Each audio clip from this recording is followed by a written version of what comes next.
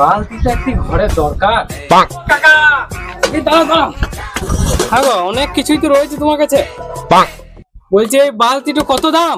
100 টাকা। এই তো শাড়ি নিয়ে কিনা যাবে। একটা শাড়িতে হবে? হ্যাঁ।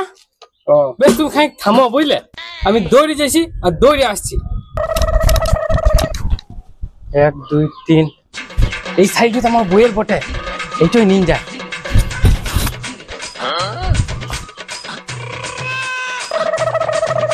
এত দেরি করলে হবে?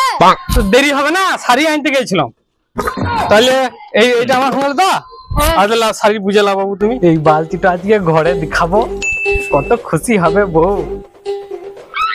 হ্যাঁ গো, এই কোথায় রয়েছ? এদিকে আসো, কি নিয়ে এসছি দেখো। কি হইছে?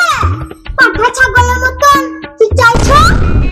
না মানে হইছে কি, এই বালতিটা তোমার জন্য কিনে আনলাম। ও মা গো, কত সুন্দর বালতি গো। হ্যাঁ গো, টাকা কোথায় পেলে? কেন? ওই যে তারে একটি শাড়ি মিলা ছিল, ওই শাড়িটা দিয়েই তো এই বালতিটা নিয়ে এলাম গো। হাই হাই গো, এই বেডি ছুড়াটা কি করেছে গো? 7,000 টাকা দিয়ে শাড়ি কিনলাম, এক মাসও হয় নাই। এই খালবরা কি করেছে গো? 100 টাকা দিয়ে বিচিয়ে দিনছে শাড়ি তো।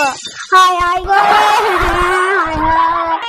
এই রে, এতে পড়ি, না হলে মনে হচ্ছে আজকে আমি মার্ডার হয়ে যাব।